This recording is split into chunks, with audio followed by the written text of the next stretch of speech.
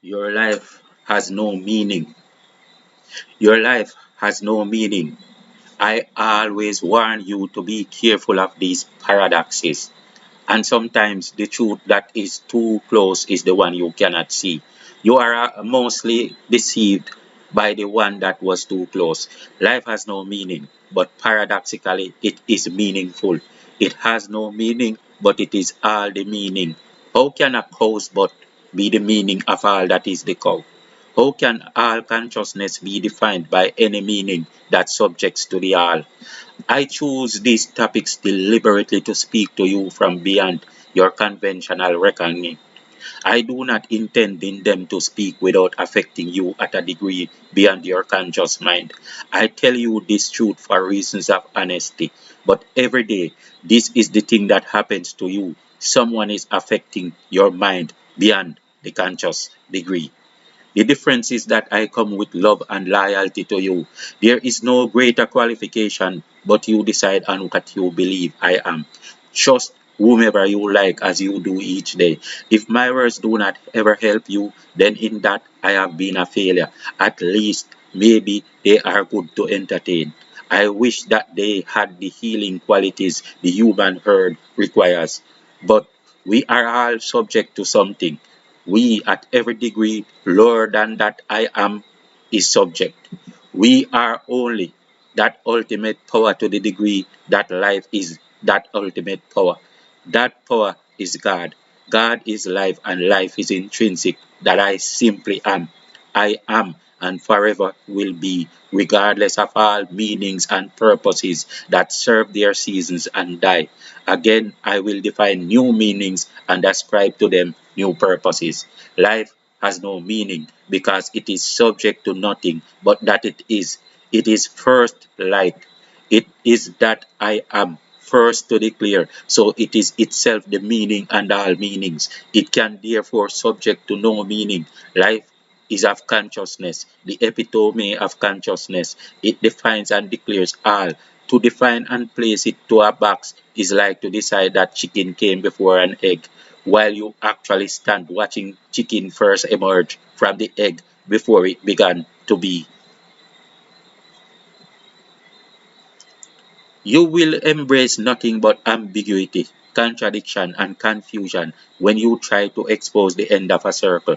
As life has no beginning nor end, it also cannot be defined a purpose, for only after you decide on a reason can you create a purpose for that reason. And for that creation to have been viable, there would have to be a beginning point where that thing did not exist. Like, if life was not intrinsic and you decide that I want to become mankind, so I will create life to fulfill that purpose. But can you find the elusive end of the circle where all is intrinsic? Life has no meaning, for it needs not have a meaning. Is this not obvious? I am, and that is it. I am. I am as intrinsic. There is and can be nothing else to it. So, now that we are already alive, we find the supreme attribute as consciousness.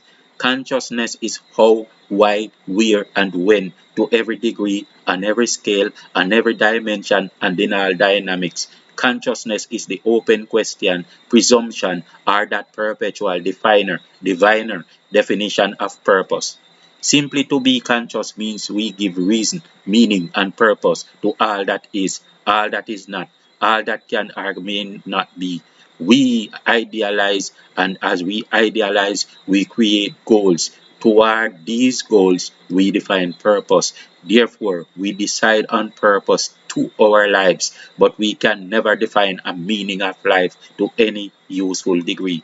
But you will be a doctor and you have passion for it fulfills that ideal in you, and therefore to it you define a purpose.